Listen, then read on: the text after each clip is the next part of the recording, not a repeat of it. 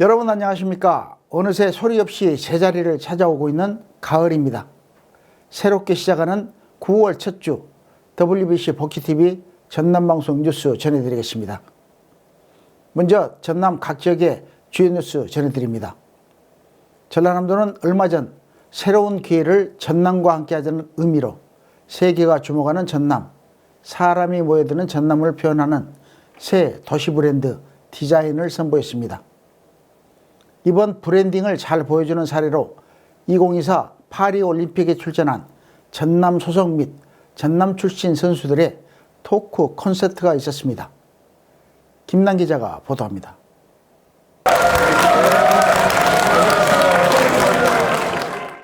파리올림픽은 끝났지만 그 뜨거웠던 열기가 계속되고 있습니다. 전라남도는 지난 26일 파리올림픽에 출전한 전남 선수들을 환영하고 선수들의 생생한 경험담을 도민과 공유하는 토크 콘서트를 진행했습니다.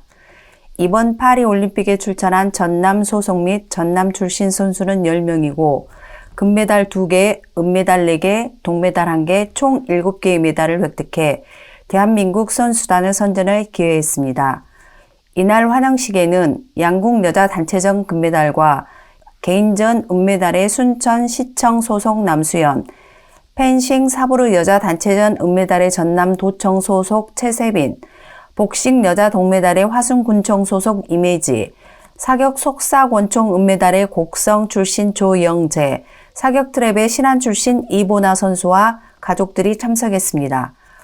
어게인 파리 영상으로 시작된 환영식은 선수단 입장, 공로패 수여가 진행된 후 올림픽 준비 과정에서 겪은 일들과 파리에서의 경험담을 듣는 토크 콘서트로 이어졌습니다.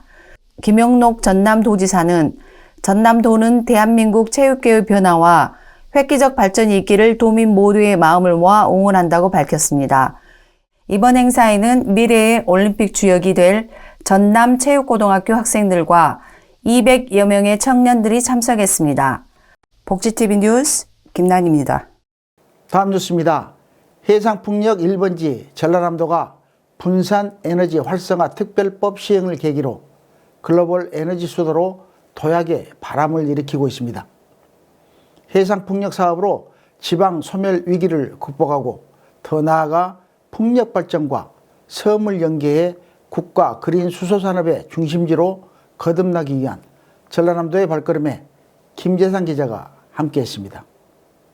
전남도는 지난 27일 목포에서 분산 에너지망 시대 지자체의 역할을 주제로 제4회 대한민국 해상풍력 정책 포럼을 열었습니다. 포럼에선 김용록 전남도지사, 박유량 신안군수 등 300여 명이 참석한 가운데 에너지 공급망 체제 변화에 따른 지역 발전 정책 방안, 해상풍력을 통한 에너지 자립도 제고 정책 대안, 유럽 재생에너지 보급 사례로 본 지역 경제 정책을 주제로 발표와 열띤 토론을 진행했습니다.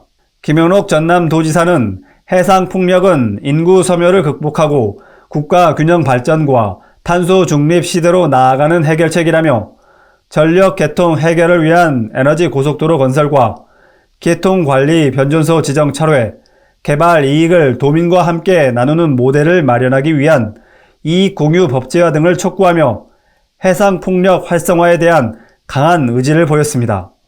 전남도는 지난 4월 신안 3.7기가와트 규모 12개 해상풍력 발전 단지를 집적화 단지로 산업통상자원부에 지정 신청했고 세계 1위 풍력 터빈사 베스타스, 세계 최대 통화 물류사 머스크와 해상풍력 투자협약도 체결했습니다.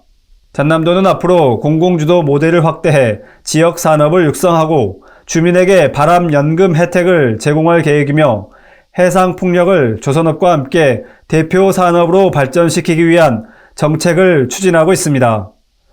복지TV 뉴스 김재상입니다. 다음 뉴스입니다. 디지털 대전환 시대에 발맞춰 4차 산업 분야에서 지역 청년들의 핵심 역량 증진을 위해 다방면으로 지원하는 목포시는 이전 목포 청호중학교에 인공지능 메타버스 센터를 열었습니다. 맞춤형 디지털 융합 훈련 과정을 제공하고 있는 목포 AI 메타버스 센터의 지난 1년간의 성과를 김주은 기자가 취재했습니다. 목포시는 민선 8기에 들어 인공지능, 빅데이터, 사물인터넷에 대한 교육 인프라를 구축해 4차 산업에 최적화된 전문 인력을 양성하고 양질의 일자리를 창출하기 위해 온 힘을 쏟고 있습니다. 목포시와 스마트인재개발원이 협력해 지난해 10월에 개소한 AI 메타버스 센터에서는 빅데이터 분석 서비스 개발자 과정 등 2개 분야, 3개 교육반을 6개월 과정으로 무료 운영하고 있습니다. 시는 이 교육을 통해 매년 100여 명의 지역 인재를 배출하고 크로마키, 증강현실, 가상현실 등 지역 주민, 학생, 재직자 약 2,500여 명에게 체험 및 교육을 제공하고 있습니다. 이와 관련한 성과도 조금씩 나타나고 있는데 지난 3월 수료를 마친 1기 수강생 15명 중 군입대와 학과 과정을 제외하고 12명이 취업에 성공해 100% 취업률을 기록했습니다. 또 지난 6월 수료를 마친 2기 수강생 18명 중 6명도 지역 내 기업 프로그램 개발자로 채용을 확정되었습니다. 앞으로도 시는 지역 청년 인재 양성의 요람인 AI 메타버스 센터를 적극 활용해 청년 역량 강화와 취업 연계 프로그램을 지속적으로 제공할 계획입니다. 복지TV 뉴스 김주은입니다. 다음 뉴스입니다. 어린이 입맛에 맞춘 장어 메뉴 개발과 요리 시연으로 장어 요리에 새로운 변화를 꾀한 고흥군은 건강한 식재료 사용을 강조해 믿고 먹는 장어 요리로 녹동 장어거리 활성화를 위한 전환점을 맞이했습니다. 시원한 바닷바람과 함께 다채로운 맛으로 가족 단위 방문객들을 끌어당길 고흥 녹동 장어거리에 김재상 기자가 다녀왔습니다. 고흥군은 지난 28일 녹동 장어거리에서 음식업주들이 모인 가운데 한 대기업 식품회사에서 마스터 셰프로 활동 중인 이우석 요리사가 어린이들이 즐길 수 있는 장어 요리를 시연하는 행사를 진행했습니다. 어린이들의 입맛에 맞춘 창의적인 장어 요리와 유자 등 고흥의 건강한 재료 사용을 강조한 이번 시연은 기존의 장어 요리에 신선한 변화를 가져올 것으로 기대를 모았습니다. 장어 갈비찜, 아메리칸 BBQ 장어, 칠리 소스를 곁들인 중국식 장어 요리, 탕수 장어 소스, 불장어 튀김 등 이번 메뉴 개발 컨설팅은 어린이들은 물론 모두가 좋아할 만한 메뉴로 업주들에게 큰 호응을 얻었습니다. 시연 후에는 이우석 셰프가 직접 음식 업주들에게 레시피를 전수하고 메뉴 개발에 필요한 조리 방법과 노하우를 공유하는 시간을 가졌고 행사 후 간담회에서는 녹동 장어거리 활성화 방안에 대해 자유롭게 의견을 나누기도 했습니다. 이번 어린이 메뉴 개발 행사를 통해 고흥군을 방문하는 가족 단위 관광객들의 만족도를 높임과 동시에 녹동 장어거리 브랜드 이미지 향상에 어떤 기여를 하게 될지 그 귀추가 주목되고 있습니다. 복지TV 뉴스 김재상입니다. 다음 뉴스입니다. 끝나지 않을 것 같던 무더위 사이로 무화과의 계절인 가을이 다가왔습니다. 제철을 맞아 신선하고 달콤한 무화과를 다양한 문화 공연과 이벤트와 함께 오감으로 맛보고 즐길 수 있는 영암 무화과 축제를 김주은 기자가 소개합니다. 영암군은 1917년 한국에서 무화과가 처음으로 재배된 시베지고 전국 무화과 생산량의 60%를 출하하는 무화과의 본고장입니다. 삼호읍 문예체육행사 추진위원회의 주관으로 삼호읍 전남농업박물관과 그 일대에서 진행되는 올해 영암 무화과 축제는 9월 6일부터 8일까지 달콤한 과즙 팡팡 익사이팅 영암이라는 주제로 열립니다. 축제 주최 측은 무화과 시식회, 무화과 깜짝 경매 이벤트, 무화과 판매관을 준비해 방문객을 맞으며 축제 3일 동안 그림 그리기 대회, 무화과 가요제, 영암 문화예술 프린지, 청소년 끼 페스티벌, 풍물패 공연, EDM 파티 등 다채로운 부대 행사도 준비했습니다. 아울러 아이들을 위한 물놀이장, 에어바운스, 인공 암벽장 등 신설된 키즈존과 자이언트 무화과 플라워 포토존, 청년 플리마켓, 푸드트럭, 농부장터 등 세대별 맞춤형 프로그램으로 가족 단위 관광객에게 이번 주말 달콤함이 가득한 추억을 선사할 예정입니다. 복지TV 뉴스 김주은입니다.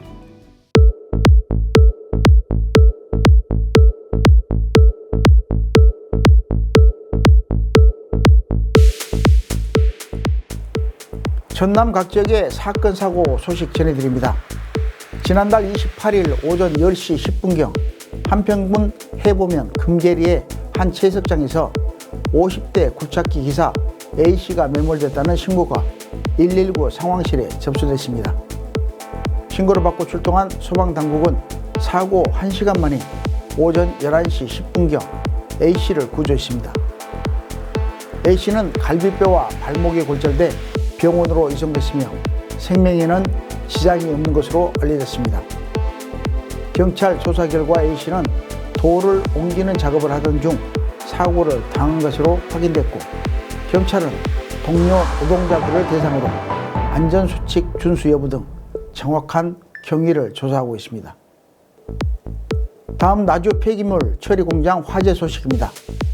지난달 29일 밤 11시 37분경 나주시 봉황면 농공단지 내 폐기물 처리공장에 불이 났다는 신고를 받고 출동한 소방당국은 진화차량 21대, 51명의 인력을 동원해 2시간 40여 분 만인 새벽 2시 20분경 큰 불길을 잡았습니다.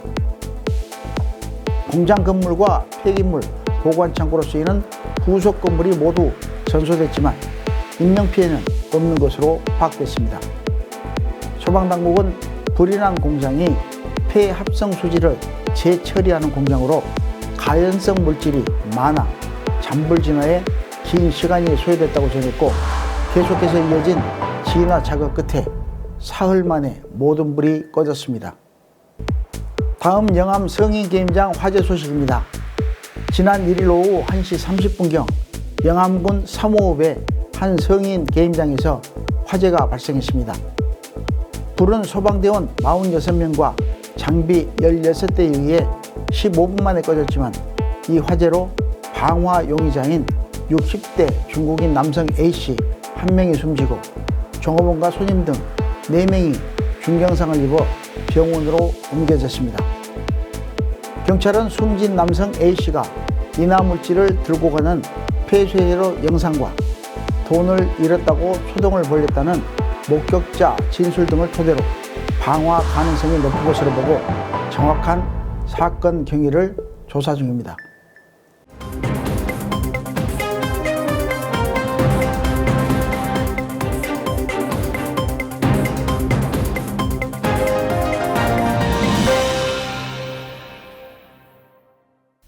전남 각 지역의 간추린 소식 전해드립니다. 국립순천대학교 글로컬대학 34읍의 5개 지산학 캠퍼스 중 그린 스마트팜 캠퍼스와 우주항공 캠퍼스를 고흥군이 운영하게 돼 지난달 29일 고흥군 도덕면에 위치한 고흥 스마트팜 혁신밸리 지원센터에서 첫 번째 지산학 캠퍼스인 고흥 캠퍼스 개소식이 개최됐습니다. 이번 2학기부터 스마트팜 분야 정규 과목 3개와 우주항공 분야 정규 과목 1개가 개설되어 각종 학술 캠프, 경진대회, 프로젝트 현장 실습 교육 등 다양한 교과 과정을 시범 운영하고 내년부터는 정규 교과 과정을 단계적으로 확대해 나갈 예정입니다. 순천시는 지난달 31일 8월의 마지막 밤을 특별하게 보낼 수 있는 캠핑으로 그린 아일랜드 행사와 2024 순천 비어 페스타를 개최했습니다.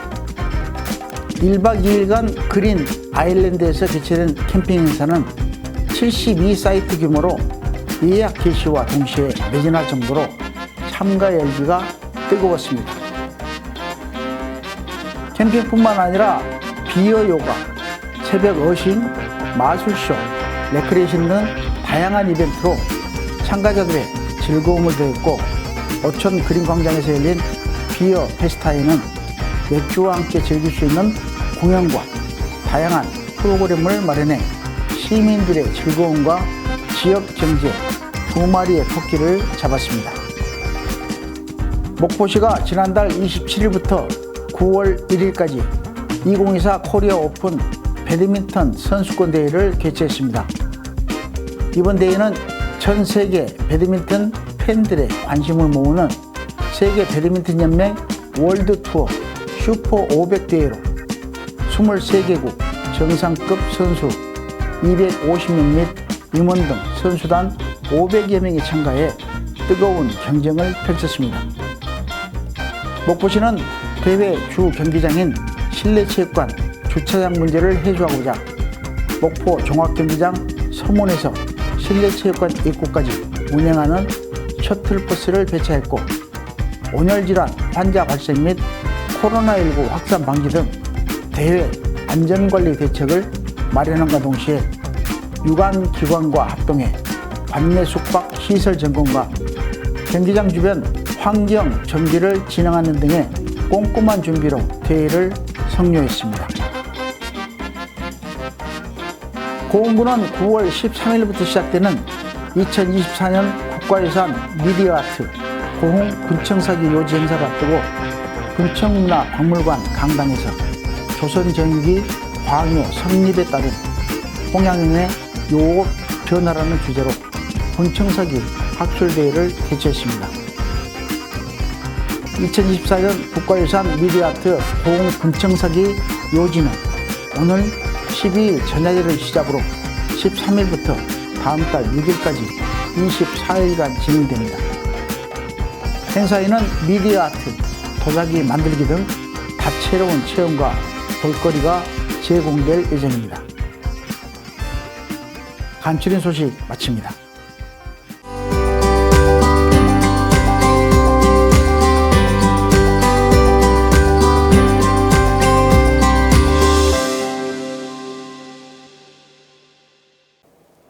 문화가 소식입니다. 전라도 지역에서는 망자의 천도를 위한 굿을 씻긴굿이라고 합니다. 무형 문화유산으로 지정된 진도 씻긴굿은 무속신앙에 그치지 않고 예술적 기량을 전승시켜 민속예술의 중추를 형성해 왔습니다. 씻긴굿에 담긴 윤현의 길과 고향의 길을 넘어 나의 길을 만들어내는 이강일 작가를 만나러 다녀왔습니다.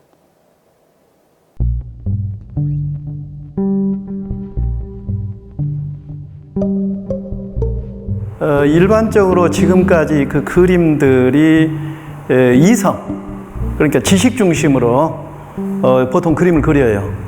특별히 서양이 그렇습니다. 형태, 양감, 질감 이런 것들이 전부 다 머리에 생각해서 그리는 것인데, 이상하게 민화는 달라요. 민화는 좀 그 감성이라고 할까요? 사람이 가지고 있는 뭐 욕망이라고 할까요? 뭐 정서? 이것을 그리는데 법칙이 애매모호해서 좀 뭐가 약간 부족한 듯한 그런 느낌 들거든요. 근데 그 부족함이 실은 알고 보면은 자기 마음속에 있는 거, 뭔가 여기다 가공되지 않은 것이거든요. 그런데 묘하게 그 민화 속에서 느껴지는 에너지랄지 그런 것들이 최근에 우리 이후에 갑자기 이렇게 막 팽창을 하고 한류가 한 것은 우리가 가지고 있는 거기에 가치가 있다는 것이고, 우리가 그것에 좀 더 특화된 민족이에요. 철학자 비트겐슈타인은 문화는 삶의 형식이고 예술은 바로 그 삶의 형식 속에서 꽃피우는 것이라는 말을 했습니다. 꽃을 피우기 위해서는 자신의 길을 걸어야 하고 삶의 형식이란 길 위에서 쓰여집니다. 내가 가고자 하는 길에 대한 고민 없이 그저 있는 길을 따라가기만 한다면 쭉정이만 남을 뿐입니다. 아리랑이라는 시리즈가 한 5년 됐습니다.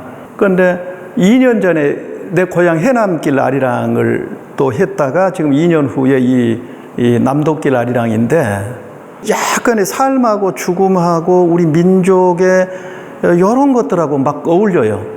그러니까 이 씻긴굿이에요. 진도에가 그 문화유산이 있는데 여기 진도하고 나하고 좀 인연이 있어요. 그래서 내가 이번에 그 진도에서 전시회를 하게 된 이유도 씻긴굿하고 동백꽃하고 어머님이 돌아가신 그것하고 여러 가지가 어울려가지고.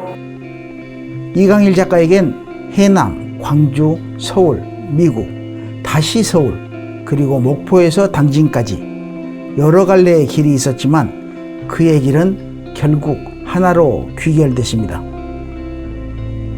2022년 고향 해남에서 해남길 아리랑 전시를 열면서 작가가 해남은 작품의 정체성을 되찾은 길잡이요 시작점이다 라고 말했듯 그의 길이 어디로 향하고 있는지 알 수 있는 시점입니다.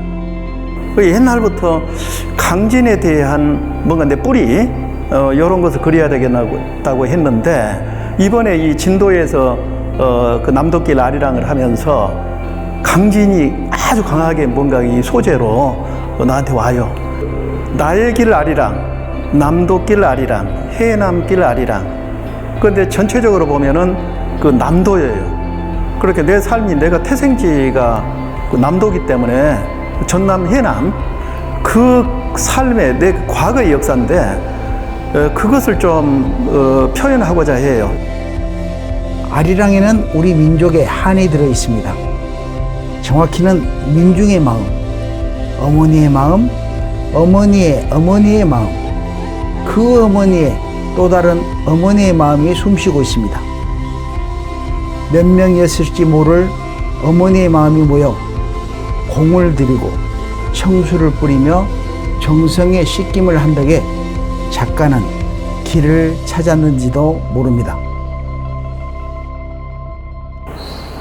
멀리 떠난 곳에서 길을 찾기도 하지만 과거를 거부하고 탈출하고 싶어하며 기억에서 지워버려도 마음속 깊은 곳에서 뿌리 잡은 흔적이 비집고 나올 때 길이 보이기도 합니다. 이강일 작가의 길에 피어난 동백꽃은 마치 타오르는 불꽃 같습니다. 그의 다음 아리랑 길이 어떤 모습으로 나타나 어떤 것으로 피어날지 기대됩니다. 복귀TV 뉴스 이영수입니다. 이스라엘에서는 9월에 새해를 시작한다고 합니다. 한국에서도 2학기를 시작하는 달인 만큼 새롭게 시작하는 마음으로 평화롭고 풍요로운 9월로 도약하시기 바라며 이상으로 뉴스를 마칩니다. 시청해 주신 여러분 고맙습니다.